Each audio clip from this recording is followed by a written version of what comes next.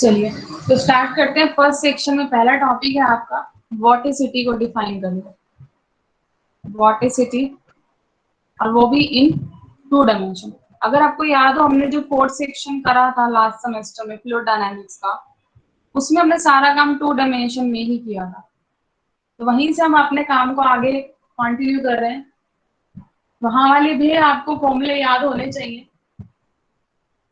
जितना भी आपने फ्लूइड पढ़ा है लास्ट सेमेस्टर में, एक बार आज जाके रिवाइज कर लेना जस्ट फॉर्मूलेस को, कि complex potential in case of doublet या फिर सोवर्स सिंक क्या निकल के रहता है आपके पास। जस्ट एक बार उससे गो थ्रू हो जाना, ठीक है, कि फॉर्मूलेस क्या क्या थे, उसको हम इस सेक्शन में यूज जरूर करेंगे।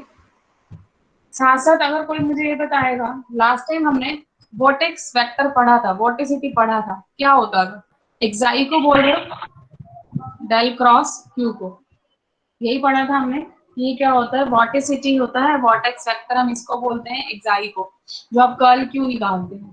कर्ल क्यू इरोटेशनल मोशन में तो आप 0 बोल देते थे कि कोई रोटेशन नहीं है तो कर्ल क्यू 0 हो जाता है। यहाँ पे हम रोटेशन लेके चल रहे हैं इन केस ऑफ 2 डायमेंशन, जर्नली बात कर रहे हैं। हम ये नहीं कह रहे कि मोशन कैसा है, इन जर्नल कोई भी 2 डायमेंशन मोशन है उस केस के अंदर हम बात कर रहे हैं, ठीक है। तो एक्साई जो आपके पास होता है वेक्टर डेल क्रॉस क्यू, उसी को हम क्या कहते हैं? वॉर्टिसिटी।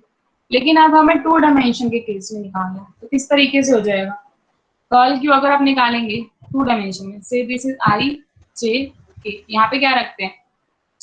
Curl by curl X, curl by curl Y, curl by curl Z होता था। और क्यू के लिए हम क्या लेते थे? कंपोनेंट यू वी डब्ल्यू, यही लेते थे इन जर्नल। अब 2 डायमेंशन मोशन अगर आप बोल रहे हैं तो यहाँ से क्या चेंजेस आएंगे? 2 डायमेंशन हमने चलो कंसीडर कर लिया, 2 dimension plane, that is X Y plane, ठीक है। एक्स वाई प्लेन को हमने कंसीडर कर लिया। वहां पे ही मैंने बताया था आपको, जब लास्ट टाइम हमने पढ़ा इस सब्जेक्ट को, कि 2 डायमेंशन मोशन इन जनरली तो नहीं एग्जिस्ट करता रियल लाइफ में, लेकिन हम 3 डायमेंशन मोशन को ही 2 डायमेंशन मोशन बना देते हैं। अगर हमारे जो ये मान लीजिए 3 डायमेंशन मोशन है, इसका हर प्लेन एक ही तरीके से बिहेव कर रहा हो, मतलब चाहे आप इस प्लेन में बात कर लो, चाहे आप उसी के जस्ट पैरेलल, जितने भी पैरेलल प्लेन्स हम बनाएंगे, प्लेन्स को मिला मिला के हम 3D प्लेन बना सकते हैं।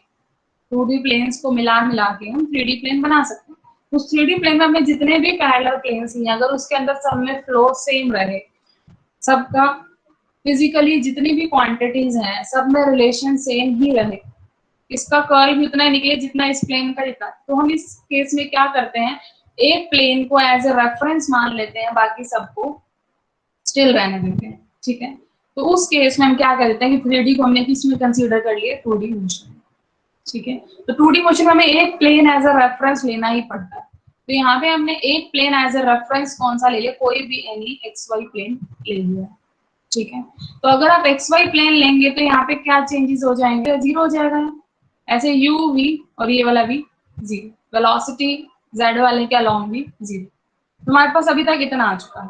इसको सॉल्व करते हैं अब हम, तो क्या आ जाएगा हमारे पास? देखिए आई कैप ये 0 प्लस जे कैप, देखो जे वाला लेंगे तो इसकी और इसकी प्रोडक्ट होगी, दैट इज ऑल्सो 0। के कैप, के कैप वाला लेंगे तो उसके अंदर हमारे पास निकल के आ जाएगा क्या? Curly V by curly X minus curly U by curly one. तो 2 डायमेंशन के केस में हमारा वॉर्टिसिटी वेक्टर क्या बन चुका है?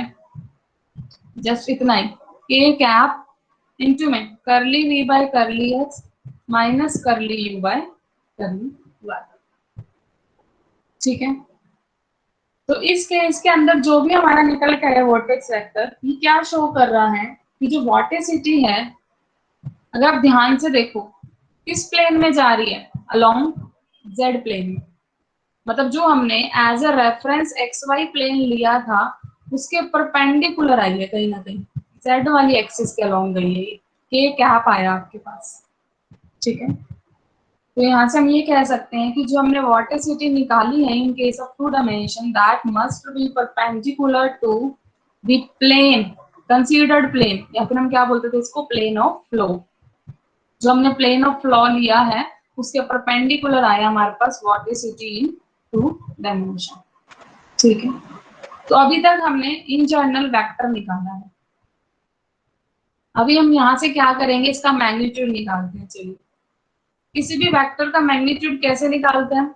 यस, कितना आ जाएगा? देखो आई वाला कंपोनेंट तो जीरो था, जीरो का स्क्वायर, जे वाला भी जीरो का स्क्वायर, के वाले का जस्ट स्क्वायर हो जाएगा, curly V by curly X minus curly U by curly Y का स्क्वायर अंडर दी रूट। अब ये जीरो, ये जीरो, ये जीरो, स्क्वायर से रूट कैंसिल, सिंपल आपके पास इसका मैग्नीट्यूड ये आ चुका है। ठीक है, तो हम ये कह सकते हैं कि अगर आपको एक्साई वेक्टर निकालना है तो आपको सिंपली क्या करना है, जो उसका मैग्नीट्यूड है उसको के कैप से मल्टीप्लाई करना है। यही तो फर्क था, ऊपर के कैप एक्स्ट्रा आ रहा था बस। ठीक है, तो एक्साई की डॉट प्रोडक्ट करनी है के साथ। चलिए, तो फिर हमने वहां पे एक और नई चीज पढ़ी थी पीछे फ्लूइड डायनामिक्स में ही, सेकेंड सेक्शन के अंदर, सेकेंड सेक्शन था जो वहां पे, उसके एंड में ऑप्शनल जो हमने किया था उसमें हेल्महोल्ट्ज इक्वेशन निकाली थी। याद है किसी को? D xi by D T करके, और इस साइड था xi dot del into, yes यही था आपके पास। अब ये मुझे निकाल के बताओ इसके अंदर ये वाली इक्वेशन क्या बन जाएगी। एक्साई क्या है आपके पास? एक्साई वेक्टर हम निकाल चुके हैं, के कैप के साथ कुछ कंपोनेंट अंदर, यही है। डेल्टा की डॉट प्रोडक्ट करनी है, मतलब dot product with delta. Delta क्या आपके पास? Curl by curl x I, curl by curl Y जे, और जेड वाला तो वैसे ही जीरो है, जीरो के, क्योंकि टू डायमेंशन मोशन में बात कर रहे हैं। तो जब आप इनके प्रोडक्ट करेंगे यहाँ पे डॉट प्रोडक्ट, आई आई वाले के साथ मल्टीप्लाई होगा, जे जे वाले के साथ, के वाले के साथ। आई वाला यहाँ पे जीरो है तो zero into something zero, again j वाला भी जीरो है, जीरो, जीरो इंटू ये वाला वेक्टर करोगे तो भी जीरो, तो इसकी वैल्यू ही जीरो आ चुकी है। अब जीरो को आप किसी से भी मल्टीप्लाई कीजिए, आंसर कंप्लीट क्या रहेगा? जीरो। आपके पास किसी भी फंक्शन का derivative with respect to time zero आ जाए, इट मीन्स वो वेक्टर क्या है आपका? कांस्टेंट है, टोटल डेरिवेटिव ही जीरो आ गया आपके पास। ठीक है, तो ये फंक्शन आपका कांस्टेंट बन चुका है। हम ये कह सकते हैं कि अगर हम टू डायमेंशन मोशन लेते हैं तो उस केस में आपका जो वॉर्टिसिटी वेक्टर वो हमेशा क्या रहता है? कांस्टेंट होता है। सबसे पहला रिजल्ट तो हमने ये पढ़ा था कि वॉर्टिसिटी जो भी निकलेगी वो के का कंपोनेंट निकलने की वजह से perpendicular to plane of flow निकलेगी। सेकेंड थिंग हमने ये बताई कि कुछ भी निकले वो क्या रहेगी? कांस्टेंट रहेगी हमेशा। ठीक है, अब कांस्टेंट रह रही है, इसके बाद हम एक्साई को जो हम ले रहे हैं वॉर्टिसिटी वेक्टर, इसकी अगर हम डायमेंशन देखें तो डायमेंशन हमारे पास क्या बनती है इसकी? जैसे आपने सोर्स और सिंक और डबलेट की बताई थी, वैसे इस केस के अंदर भी वॉर्टेक्स के अंदर, वॉर्टेक्स की जो स्ट्रेंथ हम कहेंगे, एक्साई क्या होता है हमारे पास? वॉर्टेक्स स्ट्रेंथ होता है पर यूनिट एरिया। कि एक्साई को एक तो हम क्या बोलते हैं? वॉर्टिसिटी बोलते हैं, एक तो ये है ही है। साथ साथ हम ये बताना चाह रहे हैं कि एक्साई को हम और क्या कह सकते हैं, हम रिगार्ड कर सकते हैं किस तरीके से? Vortex strength per unit area. ठीक है, तो इसका जो भी काम चलेगा पर यूनिट एरिया के अक्रॉस चलेगा। जो स्ट्रेंथ है उसकी पर यूनिट एरिया में हमें देखनी है। अभी थोड़ी देर में वाली टर्म और अच्छे से क्लियर होगी जब हम वॉर्टेक्स से रिलेटेड टर्म्स पढ़ेंगे, रेक्टिलिनियर वॉर्टेक्स पढ़ेंगे और सर्कुलर वॉर्टेक्स, दो टाइप्स में हम इसको डिवाइड करने वाले हैं आगे। ठीक है, चलिए इसके बारे में थोड़ा और पढ़ते हैं। टू डायमेंशन मोशन के अंदर हमने स्ट्रीम फंक्शन भी पढ़ा था। स्ट्रीम फंक्शन क्या था? स्ट्रीम फंक्शन कुछ यूवी के अंदर उसका रिलेशन निकाला था हमने, एक्साई को स्ट्रीम फंक्शन बोला था। तो सिंपली हमारे पास ये निकल के आया था, यू क्या होता है? Minus curly psi by curly Y, और वी क्या होता है? करली साई बाय करली एक्स। ठीक है, तो इन दोनों को एक बार हम चलिए एक्साई में पुट करते हैं। एक्साई हमारा कितना निकला था? K cap into curly V by curly X minus curly U by curly Y, ये निकला था हमारे पास।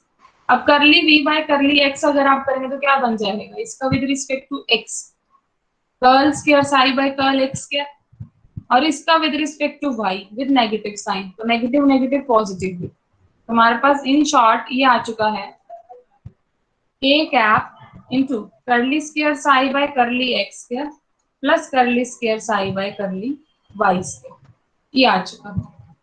ये क्या होता है, तो हमारे पास एक्साई की वैल्यू आ चुकी है। एक्साई को हम साई की टर्म में भी लिख सकते हैं, स्ट्रीम फंक्शन की टर्म में भी लिख पा रहे हैं, किस तरीके से, के की product with del square psi. ठीक है, तो हमने in term of stream function. देखो वॉटेसिटी का ये क्या है, जस्ट एक पहला आर्टिकल है, आप ये कह सकते हैं कि सिंपल पेपर में ये आ सकता है 2 मार्क्स में, डिफाइन वॉटेसिटी इन 2 डायमेंशन। तो ये आपने ये सब आप कर सकते हैं। उसमें पहला पॉइंट आपने सिर्फ इतना दिखाया है कि जो भी निकलेगा वो परपेंडिकुलर रहेगा plane of flow. Second thing, आपने हेल्महोल्ट्ज इक्वेशन का यूज करके दिखाया xi must be constant. Third then आपने in term of stream function निकाला। तो 3 प्रॉपर्टी अगर आप 2 मार्क्स में लिखते हैं दैट इज सफिशिएंट। ठीक है, चलिए आगे बढ़ते हैं नेक्स्ट टॉपिक की तरफ। अगर इसमें किसी को अभी तक कोई डाउट है तो पूछ सकते हैं। यस, रीविजिट आपको करना ही पड़ेगा फ्लूइड डायनामिक्स के ऊपर एक बार, जो जो टर्म्स आपकी यूज हो रही है उनके।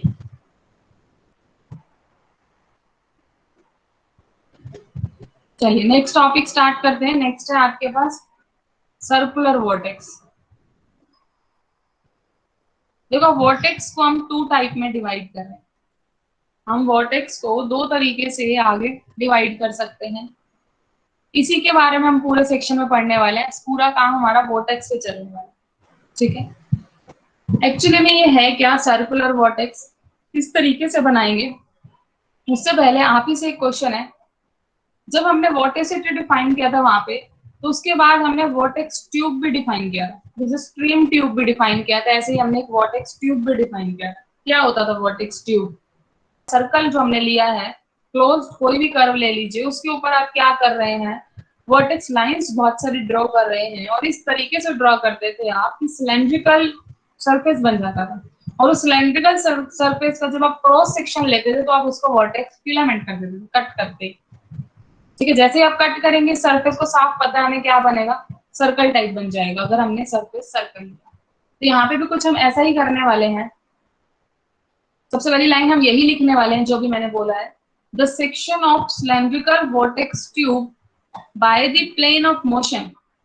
अगर आप जो आपने ये वोर्टेक्स ट्यूब बनाई है इसका सेक्शन ले लेंगे, किससे, by plane of motion, by X Y plane, तो वो क्या बन के आएगा, इज ए सर्कल, सर्कल बन के आएगा।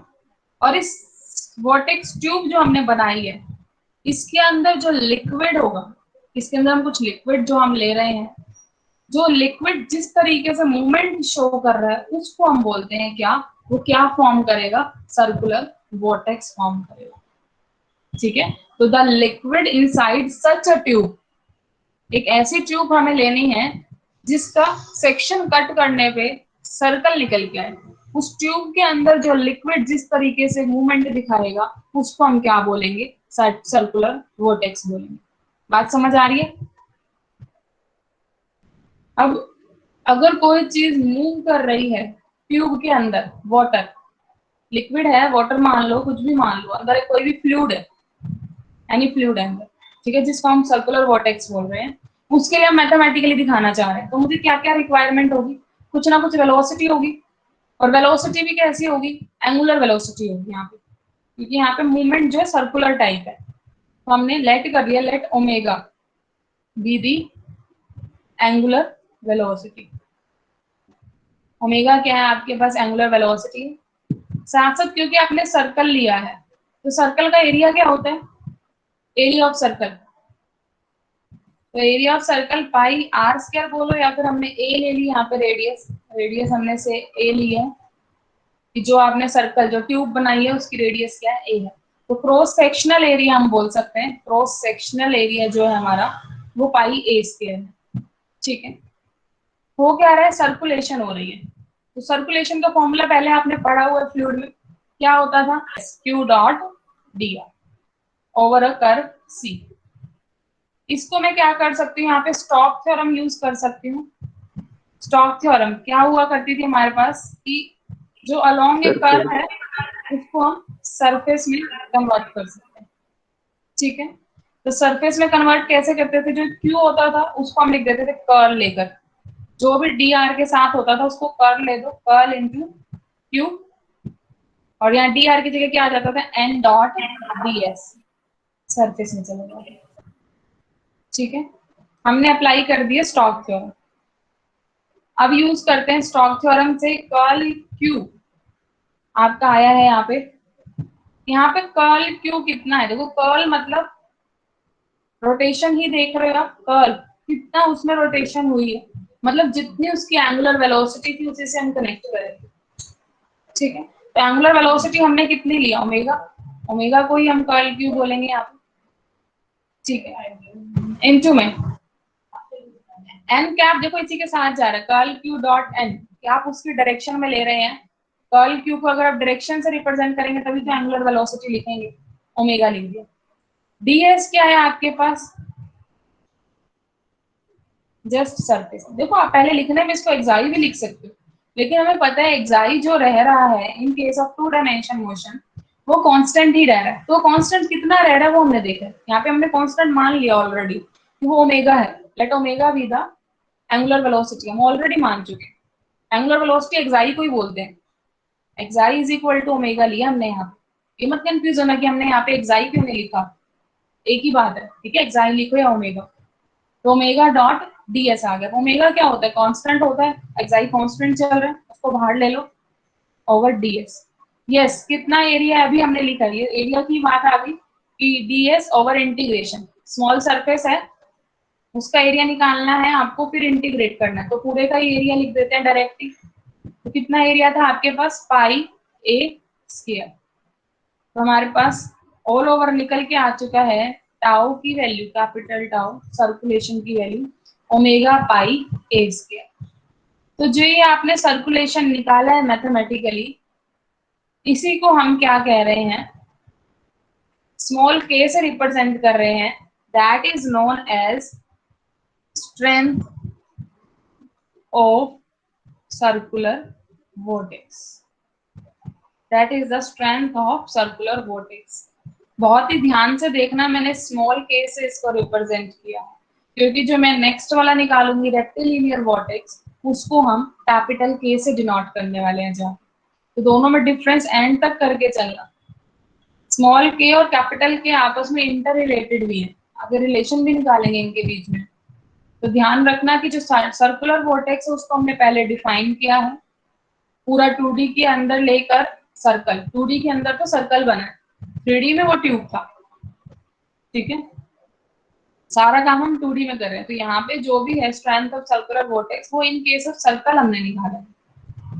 तो क्या निकल गया है आपके पास, अगर अब आपको इसको डिफाइन करना हो स्ट्रेंथ ऑफ सर्कुलर वोर्टेक्स को, तो क्या है ये, this is the product of cross section, की क्रॉस सेक्शन की बात हो गई, and angular velocity at any point of tube, और ये हमेशा क्या रहेगी, is constant.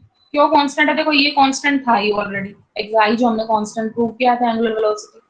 Pi A square area है, ये भी कुछ ना कुछ निकल के आएगा, ए फिक्स्ड है आपके पास, रेडियस ये भी कांस्टेंट है, तो दो कांस्टेंट की प्रोडक्ट भी क्या रहेगी, कांस्टेंट रहेगी, तो जो यहाँ पे स्ट्रेंथ निकल के आएगा वो भी क्या है, कांस्टेंट है।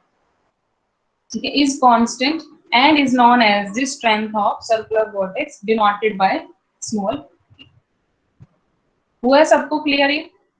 अब हम पढ़ने वाले रेक्टिलिनियर वोर्टेक्स।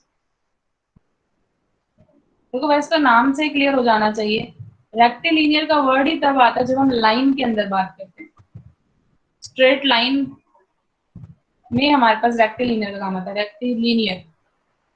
ठीक है, तो यहाँ पे भी कुछ लाइन वोर्टेक्स भी हम इसे बोल सकते हैं, लीनियर लाइन वोर्टेक्स, इसी को मैं सीधा बोल सकती हूँ लीनियर लाइन वोर्टेक्स। करना है क्या हम इसके अंदर, जो आपने पीछे के डिफाइन किया, स्मॉल के आपने क्या डिफाइन किया था, ओमेगा पाई ए स्क्वायर। अगर हम इसी के अंदर ए को 10 टू 0 कर दो, ए मतलब रेडियस, इस रेडियस को अगर आप 10 टू 0 करोगे तो क्या बन जाएगा, पॉइंट बन जाएगा सर्कल। तो जैसे आप रेडियस को 10 टू 0 कर दोगे, पॉइंट बन गया। और ऐसे ये सारी जितने भी इसी से मिलके तो बना हुआ है, ये सब इस तरीके से पॉइंट पॉइंट पॉइंट पॉइंट यही रह जाएगा अगर हम ऐसा कर रहे हैं, ए 10 टू 0। तो यहाँ पे हमने जैसे ए 10 टू 0 किया, तो जो मेरे पास सर्कुलर ट्यूब थी, जो वॉर्टेक्स ट्यूब थी, वो क्या बन चुकी है, लाइन बन चुकी है। लेकिन अगर मैं ए को 10 टू 0 करूंगी तो मेरी स्ट्रेंथ तो 0 हो जाएगी, ऐसा तो नहीं होना चाहिए था कि स्ट्रेंथ ही ना रहे।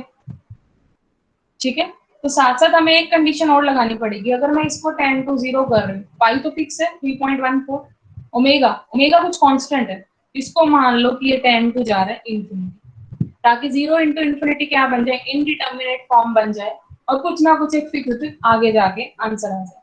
ठीक है, तो जैसे आप ए 10 to 0 कर रहे हो, साथ में आपको क्या भी करना है, जो ओमेगा है, जो एंगुलर वेलोसिटी है, उसको बहुत ही ज्यादा करना है, 10 to इंफिनिटी करना है।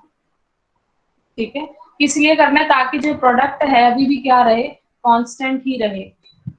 तो इस केस के अंदर जब हम a 10 to 0 कर देते हैं और ओमेगा 10 to इंफिनिटी कर देते हैं, तो हमें क्या मिल जाता है, वी गेट रेक्टिलिनियर वोर्टेक्स। तब हमें मिलता है रेक्टिलिनियर वोर्टेक्स। किसको बोला हमने रेक्टिलिनियर वोर्टेक्स, इसको बोला। 3D में तो ये रेक्टिलिनियर वोर्टेक्स, और 2D में देखेंगे तो सिंपल एक पॉइंट है रेक्टिलिनियर वोर्टेक्स। ठीक है, तो इसीलिए हमने इसको नाम भी देखो यही दिया था। देखो तो लाइन ही तो एक linear line, straight line, rectilinear, तभी तो वर्ड आया लीनियर लाइन वोर्टेक्स। ठीक है, तो हम इसको किस तरीके से रिगार्ड कर सकते हैं, सच वोर्टेक्स फिलामेंट, वोर्टेक्स फिलामेंट मतलब सेक्शन लेना, सेक्शन लिया तो क्या बना, एक डॉट बना सिंपल। तो इसको हम रिगार्ड किस तरीके से कर सकते हैं, as a straight gravitating rod. Rod देखो तो वो भी ऐसे ही होती है, एक लंबी सी लाइन, बस पूरी लाइन कैसे होगी, perpendicular to plane of flow. ये प्लेन ऑफ फ्लो था आपका एक्स वाई, इसके परपेंडिकुलर बनी है ये वाली। ठीक है, तो इसको हम क्या बोलते हैं, लीनियर लाइन वोर्टेक्स बोल सकते हैं। अब आप इसको रीड कर सकते हैं पूरा, रेक्टिलिनियर वोर्टेक्स क्या है, रीड कर रही हूं मैं। The strength k of circular vortex is omega pi a square if we let a tend to 0 and omega tend to infinity such that जो ये प्रोडक्ट आई है आपके पास omega pi a square remain constant।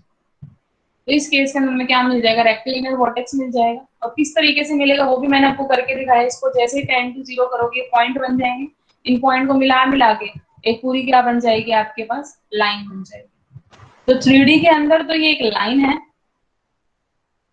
We get a rectilinear vortex filament, या फिर हम क्या कह सकते हैं इसको, represent it by a point, एक पॉइंट बनेगा in the plane of motion. अगर सिर्फ हम एक्स वाई प्लेन के अंदर बात कर रहे थे, सिंगल एक पॉइंट है बस। ठीक है, और एग्जांपल दिया हमने किस तरीके से रिगार्ड कर सकते हैं आप इसे, स्ट्रेट ग्रेविटेटिंग रोड।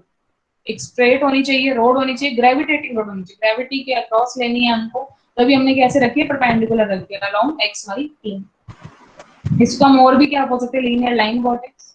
साथ साथ थोड़ा सा हम ये और ध्यान रखेंगे कि अगर आप इसकी स्ट्रेंथ की बात करेंगे, वोर्टेक्स फिलामेंट की, दोनों ही केस में हम स्ट्रेंथ ही निकाल रहे हैं, तो वोर्टेक्स फिलामेंट की स्ट्रेंथ पॉजिटिव रहेगी अगर जो आपने सर्कुलेशन लिया है, जो ये वाटर इसके अंदर लाई कर रहा है इस सर्कुलर ट्यूब के अंदर, अगर इसकी सर्कुलेशन किस तरीके से, मान लो ये सर्कुलेशन लिया मैंने, कैसे मूव कर रहा है, ध्यान से देखें तो एंटी क्लॉकवाइज।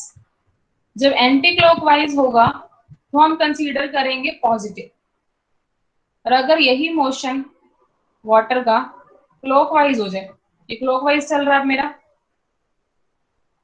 क्लॉकवाइज, तो हम इसको ले लेंगे नेगेटिव। स्ट्रेंथ को क्या निकाल के लाएंगे, फाइनली आंसर में नेगेटिव लगा।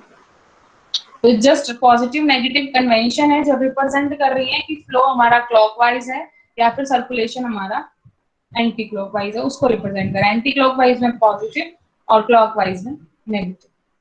क्लियर है यहाँ तक सबको? दोनों में डिफरेंस समझ है। मेन का जो आज मेरी क्लास का आपका निकल के आना चाहिए कि हर एक को ये समझ आना चाहिए रेक्टिलिनियर और सर्कुलर वोर्टेक्स में फर्क क्या है, बस मेन ये चीज थी आज।